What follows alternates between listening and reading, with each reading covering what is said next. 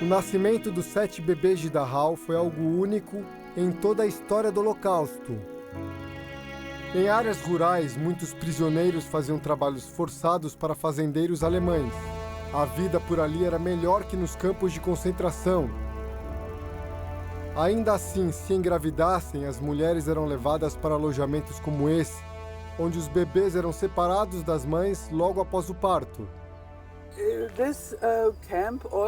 Neste alojamento, as trabalhadoras forçadas davam à luz os bebês.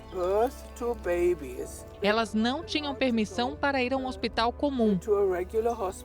Talvez existisse uma parteira, mas não há informação sobre médicos.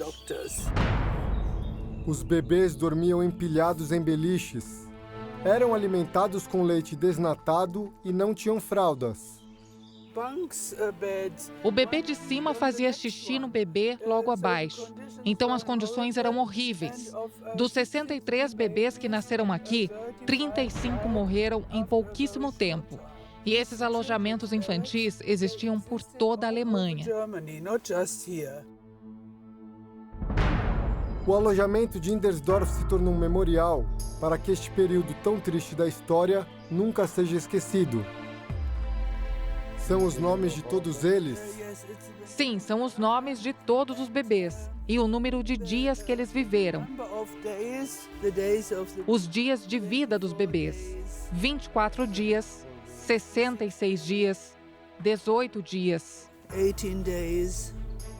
Perto dali fica um internato muito parecido com o lugar para onde foram as 7 mães de Dachau e seus bebês quando o campo foi esvaziado.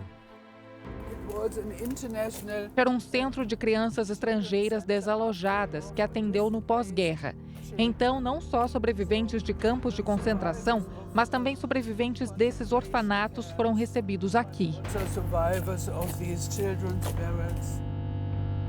O drama de mulheres que se tornaram mães durante o Holocausto é retratado no documentário alemão Nascidos em um Campo de Concentração. As cineastas Eva e Martina ficaram fascinadas pela história das mulheres que enfrentaram o nazismo para colocar os filhos no mundo. A história dos 7 bebês é tão incrível. Para mim, 10 anos depois que fizemos nosso documentário sobre os bebês, continua sendo impossível que uma criança consiga nascer em um lugar assim. O maior desafio foi localizar e reunir os 7 bebês mais de 6 décadas depois de saírem do campo de concentração. Durante as gravações com o George Legman para o filme em 2011, estivemos em Kaufering e ele mesmo disse na entrevista: "Eu não posso imaginar que crianças tenham nascido em um lugar assim." Para Eva e Martina, o papel de alguns personagens foi fundamental para a sobrevivência dos bebês. O mais importante foi a participação do Dr. Vadas e a solidariedade entre os prisioneiros, que chegaram a desviar comida da cozinha. Já o irmão de leite de Jorge é mais cético. Por que sobrevivemos? Minha única teoria é que os alemães sabiam que naquele momento a guerra tinha acabado e cada um desses comandantes estava tentando salvar a própria pele. As documentaristas alemãs descobriram que a mãe de Jorge retribuiu o gesto dos nazistas com uma carta defendendo o comandante do campo de Dachau. A esposa do comandante Defner pediu à mãe de George: "Meu marido está preso. Você pode escrever uma carta dizendo que ele não era uma pessoa tão ruim porque se preocupou em fazer o bem às mães e seus filhos?"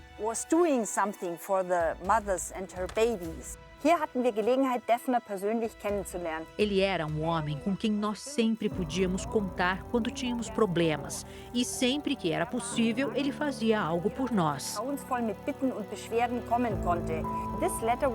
Essa carta foi escrita por Elisabetta Legman em 9 de novembro de 1945. E o que aconteceu com o ex-comandante? Ele sobreviveu e fez a carreira em Augsburg. Você acredita que ele era um herói ou um oportunista? Ele era um oportunista. As pessoas fizeram coisas terríveis, mas nem todo mundo é assim. Então você tem que cavar um pouco mais a fundo para descobrir a bondade das pessoas. No caso do comandante, pode ser uma combinação das duas coisas. Ele sabia que corria risco e, por outro lado, talvez ele tenha sentido alguma compaixão por essas mulheres, sabendo que a guerra já estava perdida de qualquer forma.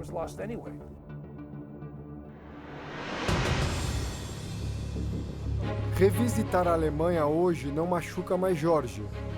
O nazismo é como uma cicatriz na história do povo alemão. As marcas permanecem em placas, esculturas e monumentos espalhados pelo país. Em 1939, um homem quase conseguiu impedir que Adolf Hitler cometesse os horrores do Holocausto. Exatamente nesse local, Georg Elser realizou um atentado à bomba. O objetivo era matar o líder nazista, mas minutos antes da explosão, Hitler saiu do local e sobreviveu. Georg foi enviado para o campo de concentração de Dachau. Assim como milhares de prisioneiros, ele também foi executado. Hoje, no centro de Munique, essa placa relembra a história do atentado.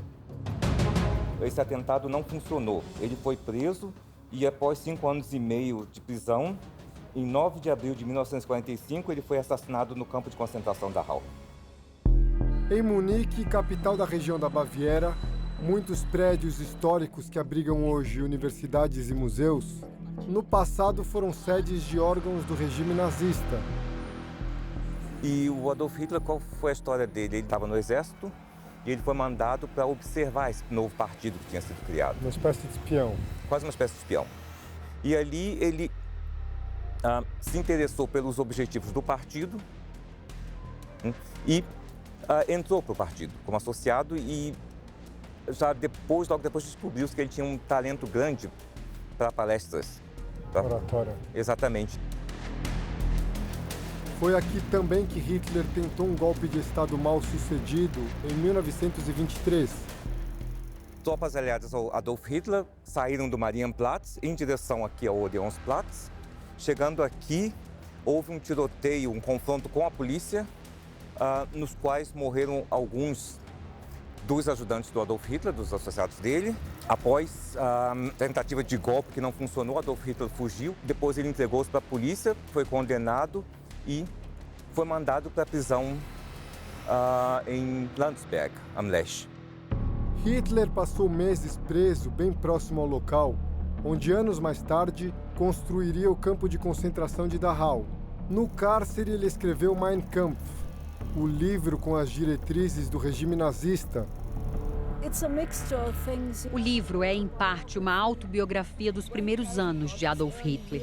Ali ele fala do ódio pelos judeus e desenvolve ideias sobre o partido e o Estado nazistas. Mas a obra foi escrita em 1924, então não reflete a situação do governo nazista. Ali, Hitler expõe a opinião sobre o fracasso da democracia e ele enxerga que somente um ditador pode colocar tudo nos eixos. Hitler foi condenado a 5 anos de prisão pela tentativa de golpe, mas acabou liberado após poucos meses.